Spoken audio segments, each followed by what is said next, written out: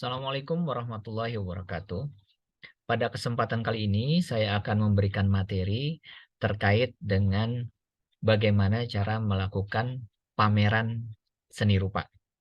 Nah, ini merupakan bagian dari materi pembelajaran eh, seni, budaya, dan keterampilan. Baik, saya akan memberikan eh, materi terkait dengan pameran tersebut. Nah, jadi pada pertemuan sebelumnya saya sudah memberikan penjelasan terkait dengan apa saja yang perlu kita persiapkan dalam membuat sebuah pameran karya seni. Nah, tetapi sebelum kita masuk ke materi inti, saya akan memberikan penjelasan tentang pengelompokan hasil karya seni. Nah, jadi pada saat kita akan membuat pameran, otomatis kita harus mampu mengelompokkan hasil karya seni tersebut. Nah, yang pertama, karya seni itu dapat dikelompokkan berdasarkan jenis karya seni rupa. Nah, yang pertama kita masuk ke dalam kategori seni lukis. Ya, seni lukis ini sebenarnya merupakan pengembangan dari menggambar yang lebih lengkap lagi secara utuh. Nah, Anda bisa lihat di sini contoh bentuk-bentuk pengelompokan karya seni lukis. Anda bisa lihat di dalam gambar tersebut, ya, ada berupa gambar dengan menggunakan krayon, kemudian ada gambar dengan menggunakan cat minyak, ya, ada yang menggambar dengan menggunakan pensil warna. Ini masuk dikelompokkan ke dalam seni lukis. Kelompok yang kedua, ada yang disebut dengan seni grafis. Nah, seni grafis di sini merupakan cabang seni di mana pembuatannya menggunakan alat atau teknik cetak yang umumnya biasanya di atas kertas. Misalkan seperti poster dan sablon. Nah, yang Anda lihat di gambar ini adalah contoh penggunaan karya seni grafis. Ya, nah di situ ada teknik pencetakan dan sablon.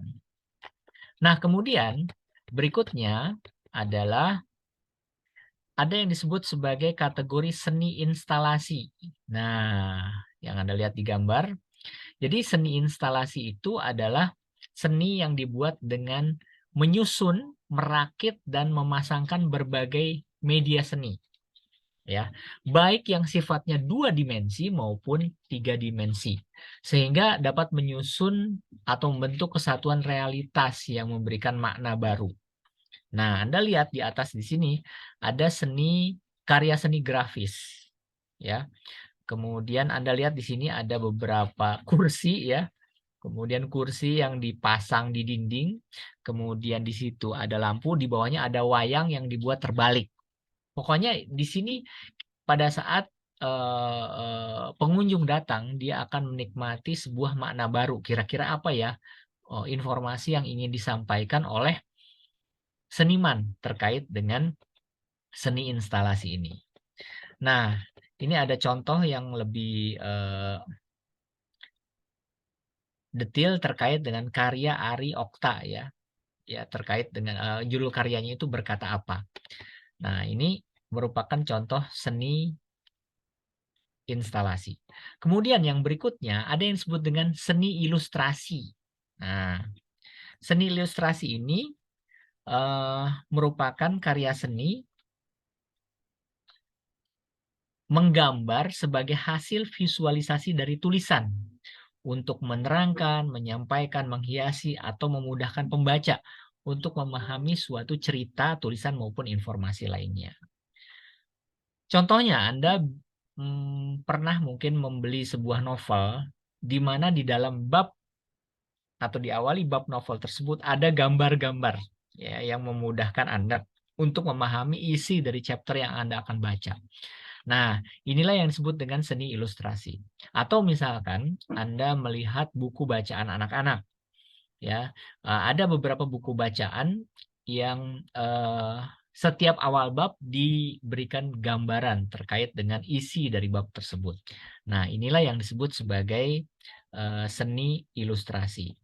Ya, contoh. Nah, ini ada beberapa contoh karya ilustrasi ya. Ini karya dari Lala Bohang. Nah, ini bentuknya seperti ini kira-kira.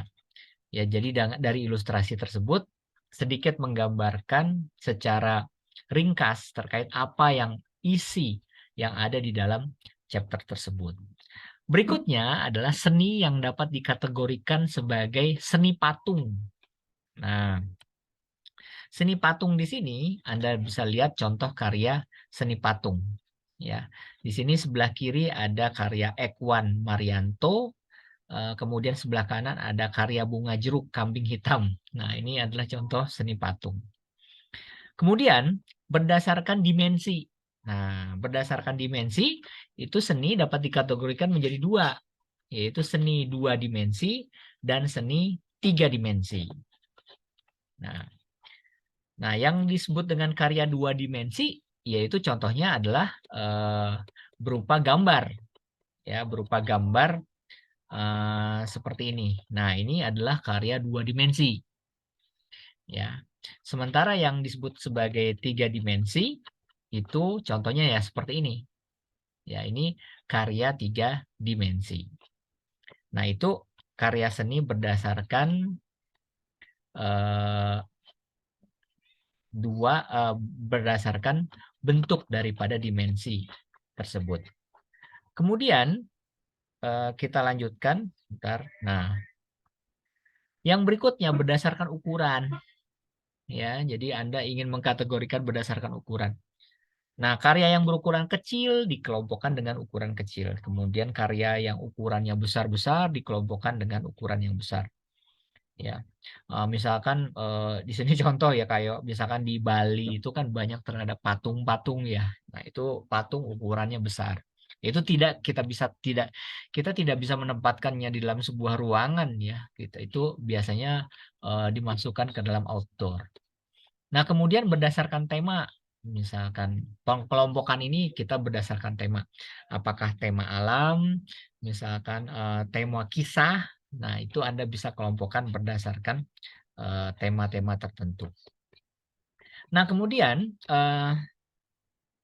pada saat kita akan membuat sebuah pameran, kita harus bisa merencanakan tentang lokasi pameran itu akan diadakan. Ya, apakah diadakan di exhibition center ya. Biasanya kalau di Hong Kong itu ada yang di Central Library, itu ada yang di lantai dasar ya. Itu biasanya tempat untuk dibuat pameran dan itu bisa kita sewa misalkan dalam 1 hari. Nah, itu memang satu ruangan kosong yang memang bisa kita sewa untuk membuat suatu pameran. Saya belum pernah memang melihat ada warga negara Indonesia yang menyewa tempat tersebut untuk dibuat pameran lukisan.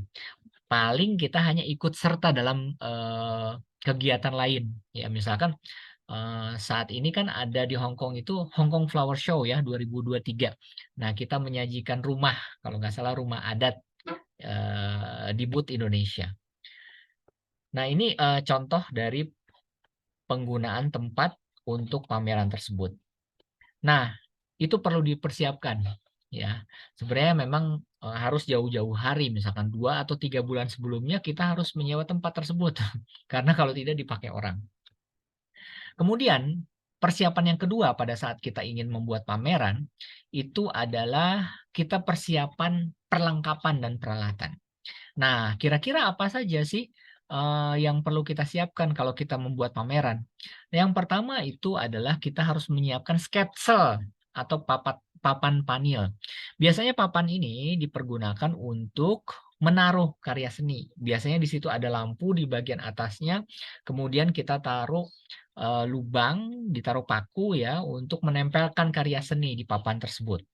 Nah, ini memang cukup mengeluarkan biaya yang tidak sedikit, apalagi kalau sekiranya Anda membuat pamerannya di Hong Kong, gitu ya. Nah, ini sketsel atau papan panel. Kemudian, apalagi yang harus kita persiapkan pada saat kita akan membuat pameran? Yang berikutnya adalah level namanya. level itu kalau sekiranya pameran yang kita sajikan ke dalam bentuk 3 dimensi. Ya, nah di dalam 3 dimensi itu kita harus menyediakan semacam meja kecil ya. Contohnya di sini papan level itu ada yang tinggi, ada yang sedang, ada yang rendah. Nah di situ kita bisa menaruh patung atau seni 3 dimensi yang akan kita pamerkan kepada pengunjung. Nah ini namanya level. Kemudian pada saat kita membuat pameran biasanya orang membuat katalog ya, semacam buku yang disebarkan kepada pengunjung sehingga pengunjung itu bisa tahu kira-kira apa yang mau dia lihat. Ya, jadi bisa punya planning. Oh, lukisan ini ada di sini tentang siapa, karyanya siapa. Nah, ini yang disebut dengan katalog. Intinya adalah informasi tentang materi yang ditampilkan di dalam pameran tersebut, ya. Nah, biasanya ada kata sambutan atau bagus-bagus misalkan ada foto siapa sih yang membuat orang yang membuat karya seni tersebut. Nah, ini yang disebut sebagai katalog. Nah, yang terpenting supaya banyak pengunjung yang datang ke pameran kita, kita biasanya membuat brosur yang bisa kita sebar di media sosial, di Facebook, di Instagram, di mana lagi, di Twitter, ya. Nah, sehingga banyak orang yang datang. Atau bahkan brosur-brosur tersebut kita cetak besar, ya, kita taruh di papan-papan pengumuman di jalan-jalan, misalkan seperti itu. Seperti yang Anda lihat di Victoria Park, ya, di Victoria Park. Nah, di situ kadang-kadang suka ada pamflet yang terkait dengan materi pameran seni yang akan kita sajikan. Kemudian apalagi? Meja dan kursi. Ya, biasanya kalau orang ingin mengunjungi seni, dia perlu registrasi, misalkan menuliskan buku tamu. Otomatis Anda harus menyediakan tuh meja dan kursinya di situ. Kemudian tata lampu dan pencahayaan ini penting. Ya, karena kan kita akan memfokuskan kepada karya seni yang akan disajikan kepada pengunjung. Otomatis Anda harus menyediakan tuh tata lampu dan pencahayaan. Kadang-kadang juga perlu tuh adanya yang disebut dengan dekorasi ruangan, sehingga orang pengunjung itu akan tertarik untuk datang dan melihat karya seni yang disajikan di situ. Ya, nah dekorasi ruangan itu dibuat untuk mempercantik ruang pameran. Nah, dekorasi itu hendaknya tidak terlalu banyak atau ramai ya, tetapi paling tidak dia menarik perhatian kita. Nah, kemudian buku tamu dan kesan pesan yang diberikan kepada pengunjung. Sehingga kita tahu kira-kira kalau ke depan kita akan mengadakan acara pameran tersebut, kita bisa tahu apa kekurangan dan kelebihan dari penyelenggaraan pameran yang telah kita buat. Kemudian, biasanya pengunjung itu kadang-kadang ingin janjian bertemu atau misalkan ada rekannya yang menunggu di luar area, nah perlu tuh ada pengeras suara. Ya, dan yang terpenting itu pada saat orang menikmati karya seni, biasanya ada background musik, apakah musik klasik atau apa, sehingga mereka menikmati pada saat melihat-lihat karya seni tersebut. Kalau di Hong Kong saya lihat kadang-kadang ada beberapa booth yang memang menampilkan apa tuh video, ya, sehingga di situ Anda butuh infokus, ya, sehingga orang dapat duduk untuk melihat proses pembuatan seni tersebut. Nah, intinya bahwa pelaksanaan kegiatan pameran itu membutuhkan kepanitiaan ya. Jadi kita tidak bisa melaksanakannya itu sendiri. Kita butuh tim. Sehingga kita butuh yang namanya ketua, kemudian sekretaris ya. Kemudian kita butuh yang namanya apa tuh bendahara dan seksi-seksi ya, misalkan seksi dekorasi, seksi konsumsi, karena biasanya pameran itu kan seharian ya, otomatis kepanitiaan itu butuh dukungan ya, jam 12 dia harus dikasih makan ya, otomatis perlu ada seksi konsumsi, kemudian publikasi macam-macam. Nah, yang terpenting pada saat pelaksanaan pameran kita harus punya denah ya, denah ruangan ya, mulai dari pintu masuk ya, kemudian si pengunjung diarahkan kemana saja, kemudian sampai ke pintu keluar ya, sehingga proses ini in dan out-nya itu jelas, jangan sampai tidak jelas ya. Kenapa? Karena kalau tidak jelas tentunya akan berpengaruh terhadap kepuasan pengunjung pada saat menikmati karya seni tersebut. Nah, ini denah ruangan ini penting sehingga memberikan guidance bagi petunjuk untuk menikmati karya seni yang disajikan dalam pameran tersebut. Nah, kita tahu bahwa karya itu macam-macam ya, karya dengan komposisi warna kurang hendaknya tidak diletakkan pada ruang yang sedikit sinar. Nah, itu ketentuannya. Kemudian ada beberapa hal yang perlu Anda perhatikan nih. Misalkan pemberian lampu jangan sampai menyilaukan mata atau mengganggu pandangan orang yang melihatnya. Ya. Kemudian pemasangan karya hendaknya sejajar dengan pandangan mata ya. Jangan jauh. Kemudian pemasangan karya yang lebih tinggi dari tubuh penikmatnya harus dibuat condong ke bawah sehingga mudah untuk dinikmati. Intinya gini, pada saat kita menyajikan karya di dalam ruangan booth itu, kita harus memperhatikan faktor namanya ergonomis. Ya, ergonomis itu memang disesuaikan dengan dimensi tubuh orang yang diperkirakan akan datang ke acara seni tersebut. Kalau memang untuk anak-anak, ya otomatis jangan taruh terlalu tinggi. Ya, tapi kalau misalkan untuk orang dewasa, Anda silakan Anda taruh sesuai dengan ukuran dan kenyamanan orang dewasa. Nah, kemudian penataan alur masuk memang dibuat sedemikian rupa sehingga nyaman. Nah, jadi jika sudah dipersiapkan, maka perlu diperhatikan adalah penataan alur masuk dan keluar pengunjung ya. Anda lihat di sini ada gambar pembuatan alur jalan keluar masuk pengunjung pameran. Nah, ini penting ya untuk mempermudah proses kelancaran atau traffic ya atau lalu lintas yang ada di pameran. Kemudian biasanya pada saat pembukaan ya biasanya dimulai dengan kegiatan pembukaan pameran, apakah oleh ketua panitia atau tamu undangan yang berpengaruh di acara pameran tersebut. Kita juga bisa mengundang tuh dari dinas pendidikan, misalkan dari kementerian, sehingga memberikan kemungkinan untuk menarik para peserta untuk datang di acara tersebut. Nah, ada beberapa hal yang perlu dilakukan oleh panitia ya pada saat memasuki ruang pameran tuh. Yang pertama, kalau bisa pengunjung diupayakan untuk mengisi buku tamu sehingga kita punya portfolio ya, kita punya catatan sesukses apa sih pameran tersebut akan dilaksanakan. Kemudian kalau bisa tamu undangan pengunjung hadir diberi katalog. Walaupun katalognya cuma 1 lembar, 2 lembar, tetapi paling tidak ini menjadi guidance bagi mereka untuk bagaimana caranya menikmati seni yang dipajangkan di situ.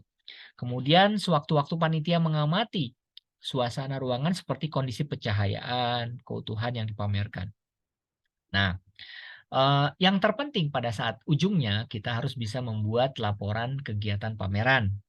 Ya, jadi pameran seni rupa yang kita selenggarakan itu sudah selesai. Otomatis kita harus membuat laporan kegiatan. Sehingga kalau sekiranya ada donatur yang menyumbangkan acara tersebut, itu melihat bahwa ternyata acara itu dapat dilaksanakan secara profesional karena Anda membuat sebuah laporan yang jelas. Nah, inilah terkait beberapa penyelenggaraan pada saat kita ingin membuat suatu pameran seni rupa. Baik, hari ini cukup sampai di sini. Sampai ketemu lagi di pertemuan berikutnya. Jadi bulan ini adalah bulan seni, budaya, dan keterampilan. Jadi ingat, ada yang namanya materi seni, budaya, dan keterampilan yang harus ada nilainya di ijazah Anda. Terima kasih. Assalamualaikum warahmatullahi wabarakatuh.